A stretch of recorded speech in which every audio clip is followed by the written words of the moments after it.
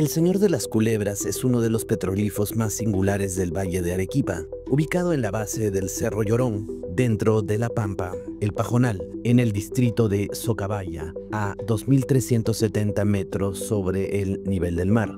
Descubierto y estudiado por el arqueólogo Augusto Cardona Rosas, dentro del inventario arqueológico del Valle de Arequipa. Se encuentra elaborado probablemente entre el intermedio tardío y el periodo tardío.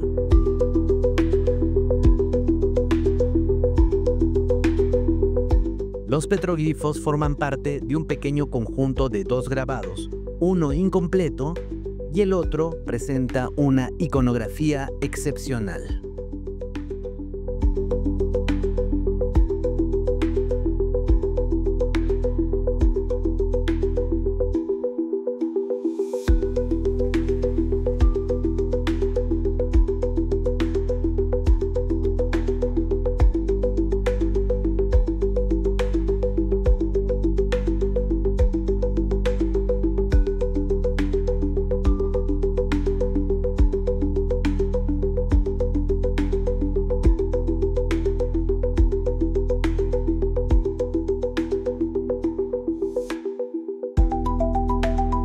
El petroglifo muestra la consolidación de estructuras simbólicas propias de las sociedades andinas, vinculadas a la astronomía, el agua, la fertilidad y el orden cósmico. Su ubicación aislada en un paisaje árido lleno de cactus y lomas secas refuerza su carácter ritual como punto de observación o invocación a la puputina y a las fuerzas que regulan el clima.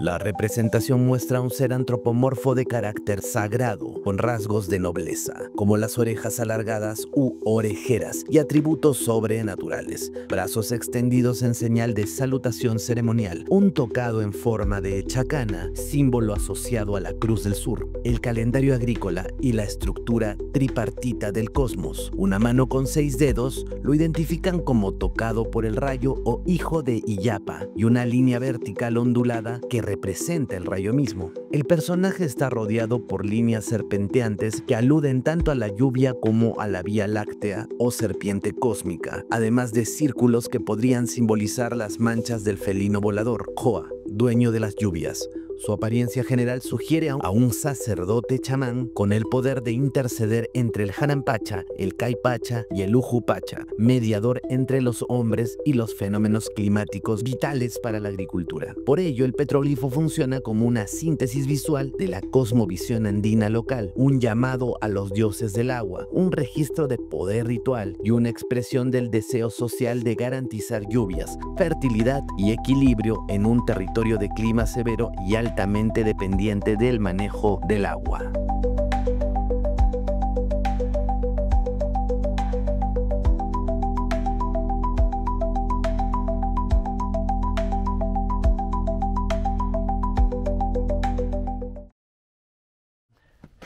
Hemos llegado, estamos con todos los integrantes de la expedición para buscar al Señor de las Culebras.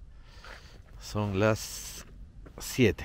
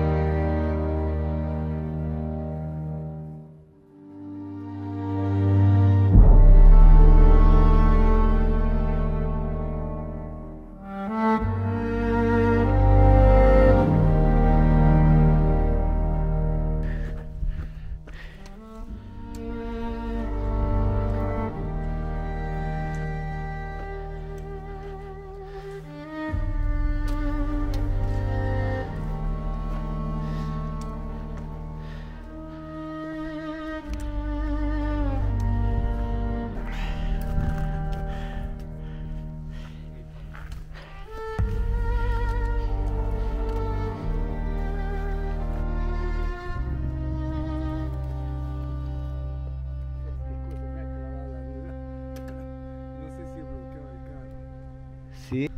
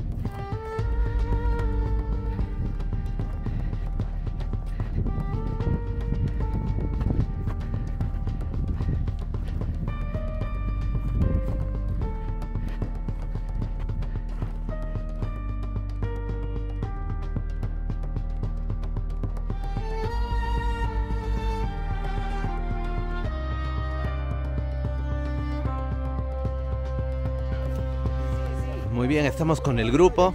Nos ha acompañado Carlos Zárate, que está por allá, Augusto Cardona, mi gran amigo también Rafaelo Rosas. Y bueno, acá tenemos el paisaje. Muy interesante. Esto casi se podría decir que está dentro de los límites de Cerro Verde, al cual hemos lógicamente pedido permiso. Y de alguna forma esto está protegido.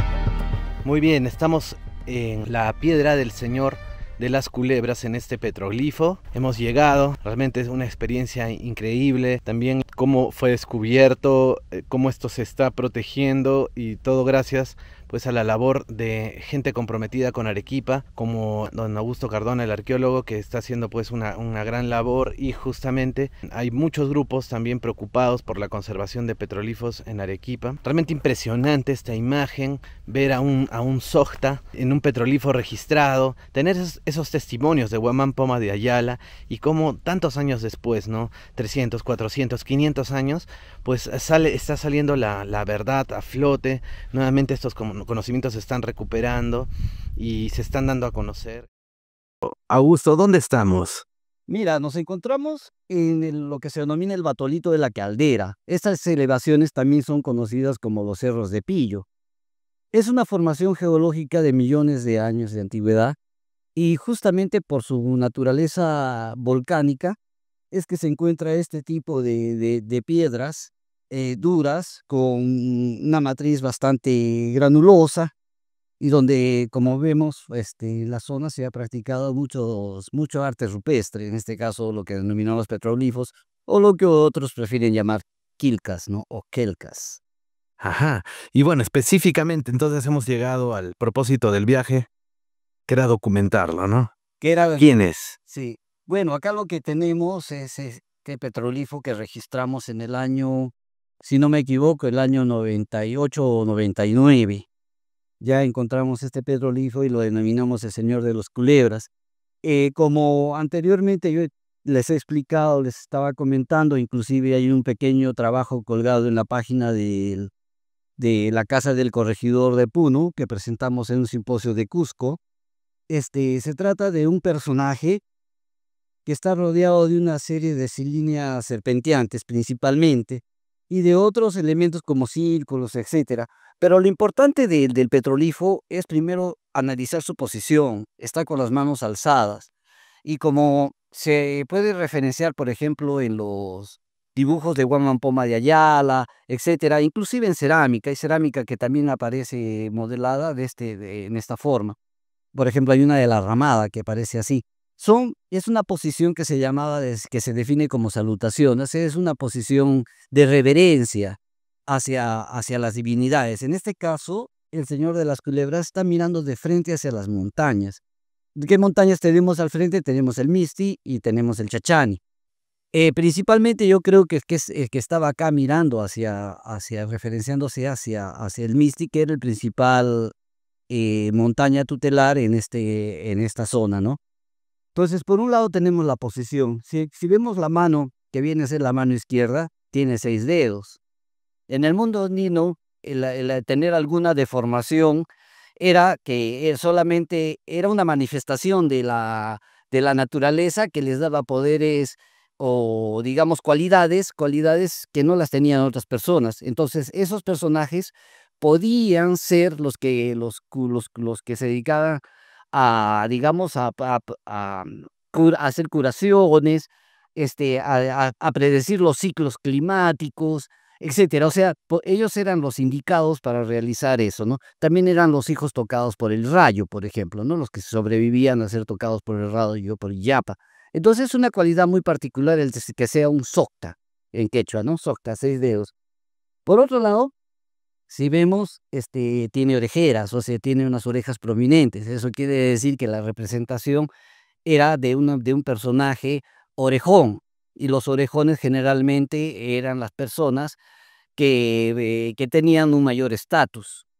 Entonces, ya tenemos 2 cualidades, perdón, más de 2 cualidades, 3 cualidades sumidas ahí: la posición de salutación, las orejas, era un orejón, y que se llama Yerasocta.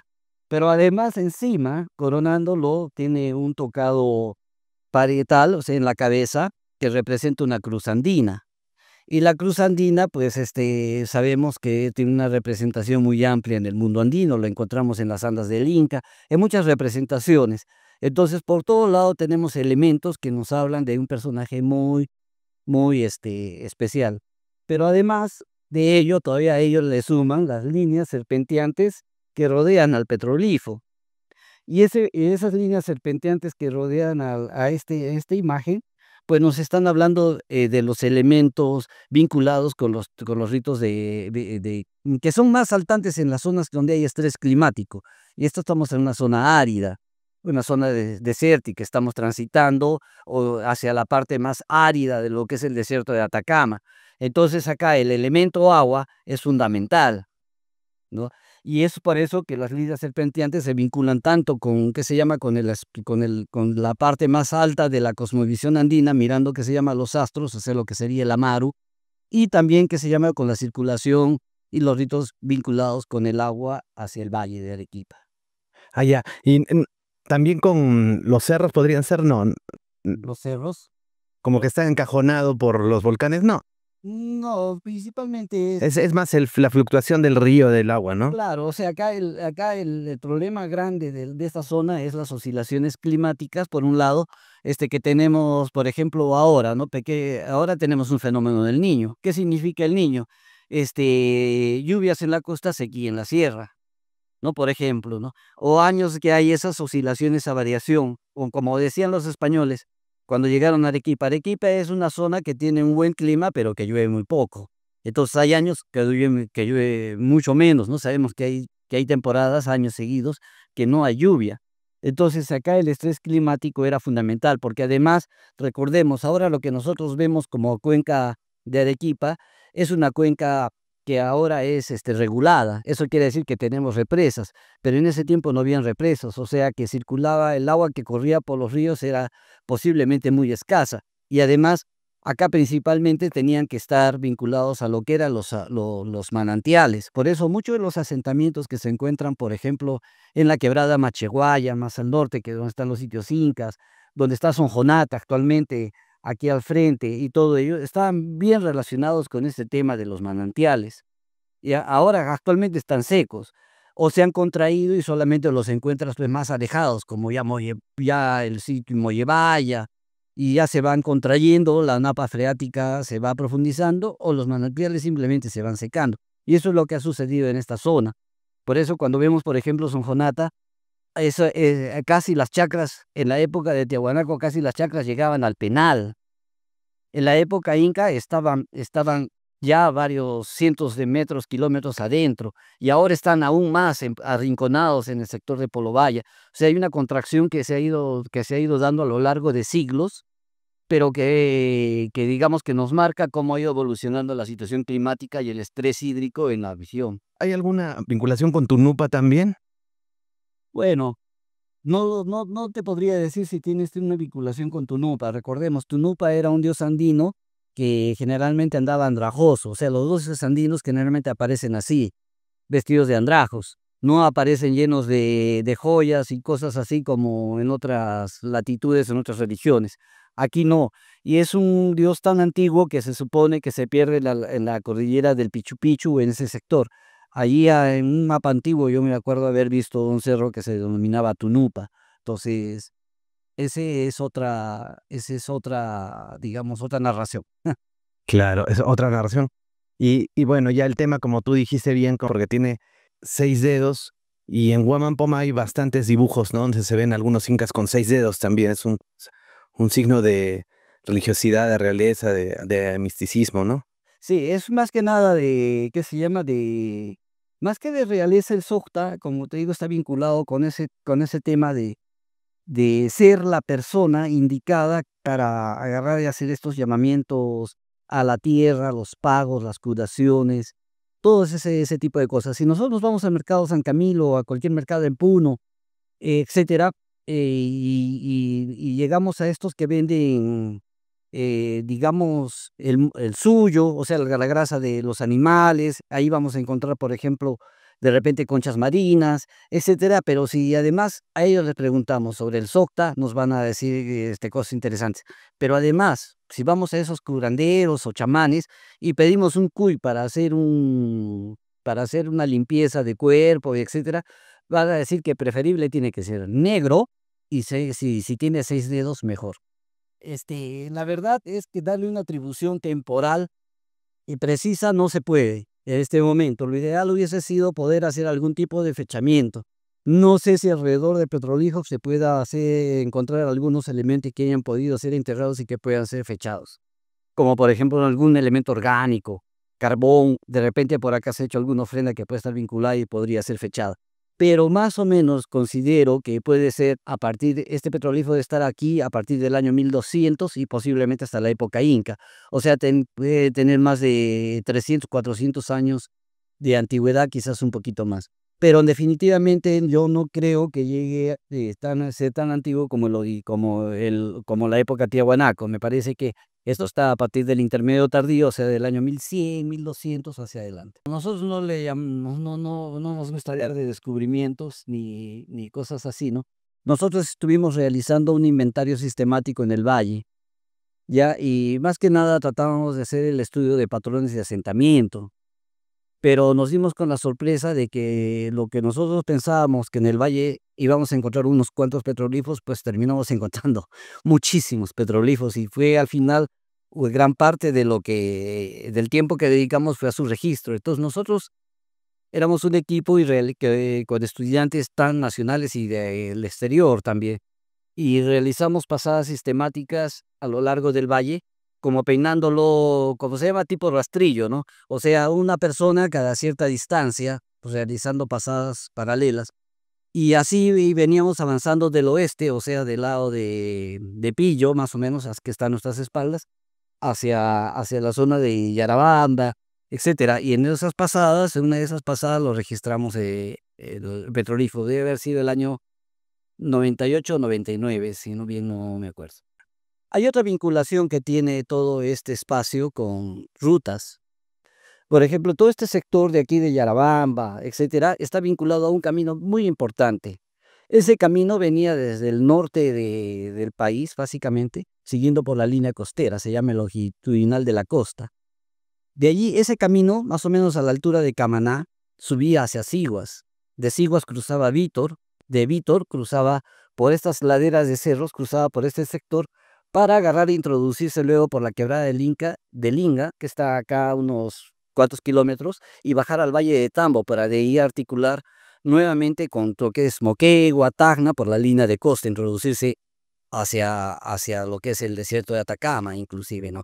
Entonces, esto estaba vinculado a una importante ruta por la que han circulado, obviamente, muchos bienes, muchos conocimientos, las noticias, todo eso ha circulado por esta zona en las épocas prehispánicas. Era uno de los caminos principales, como te digo, que se articulaban con otros que llevaban a diferentes áreas del territorio en Arequipa, hacia el Cusco, hacia Puno, hacia todo lado. Entonces, esa es una relación adicional que tiene esta zona, y en realidad nosotros estamos a unos cuantos cientos de metros de ese camino, de lo que queda de ese camino. Creo que en la anterior entrevista ya te comenté que había sido dañado en el sector que se llama de La Caldera, ¿no? Donde están los petrolíferos de La Caldera, y que quién había sido nuestras mismas autoridades, ¿no? o bueno, de ellas no, quizás no llevaron ellos manejando la máquina, pero tuvieron que haber hecho la protección de vida el momento que hacían sus actividades, ¿no? O que promovían hacer sus actividades de infraestructura. Entonces, eso es un adicional. Ahora, estos caminos y todo ello se estudia en relación a lo que nosotros denominamos un sistema vial, y es parte del sistema vial andino, ¿no? Con lo que conocemos al proyecto Capañán, que estudia justamente todas estas vinculaciones de las rutas, de los caminos a través del tiempo, especialmente de la época inca, ¿no? Y entonces, en ese sentido, estamos en uno de los principales ramales. Eso hay que entenderlo a toda la población, que entiendan que las cosas no están en el espacio o localizadas en el paisaje al azar, sino que hay un pensamiento de la gente a través de los siglos, donde está reflejada pues parte de su cosmovisión y también de todo su modo, de las formas de sus formas de vida, porque sin esa articulación de caminos, sin esa articulación de circulación de los bienes y de la ideología, inclusive de lo que va a ser el compadrazgo. De acá se iban a Tambo y tenían un compadre, no de sangre, pero un compadre de intercambio, etcétera, hacía que las relaciones sociales de la gente que vivía en el valle y en los otros valles fuese dinámica, entonces, y hubiese mucho intercambio de todo ello. Arequipa es fruto de eso. Si tú ves la gastronomía de Arequipa y dices, Arequipa tiene una gastronomía especial porque los arequipeños comemos rico, pero en realidad es la posición que tiene Arequipa con respecto a los otros valles. Como te digo, de aquí tú puedes llegar a la sierra, puedes llegar a la costa por acá por Tambo, a la costa por allá por Vítor, por Siguas o hacia el lado de Quilca, a la sierra por cualquiera de los lados, porque por todo lado había caminos. Arequipa era un nodo y por ellos fluían la gente trayendo productos.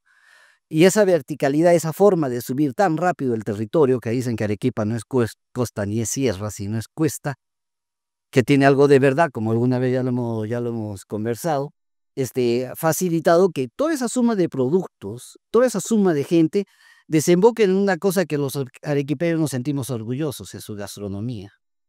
Una de las cosas más interesantes que están pendientes aquí en Arequipa es justamente terminar con los trabajos que tenemos. Tenemos muchísima información sobre los caminos, sobre las aldeas, sobre los petrolíferos, etcétera, que necesitan ser publicado, por ejemplo, ¿no?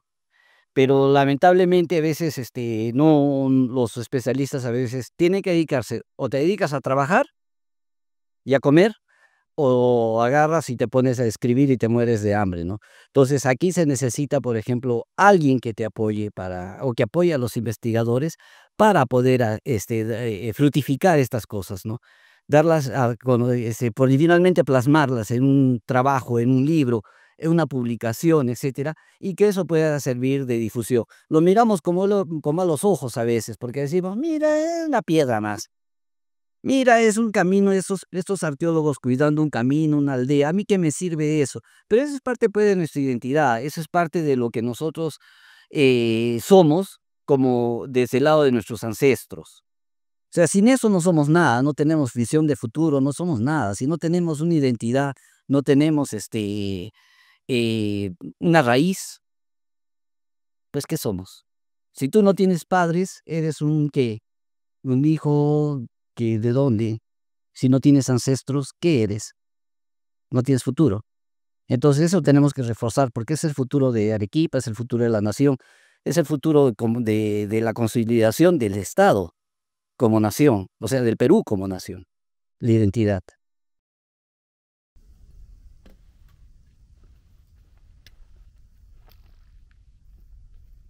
Les mando un saludo desde aquí. Les ruego por favor compartan esta información, circulen esta información y protejamos a Arequipa, protejamos este petrolífero que es probablemente uno de los testimonios más antiguos de este Sogta, de este dios aquí en Arequipa, y lógicamente hay que protegerlo, es un valor, un patrimonio para todos nosotros.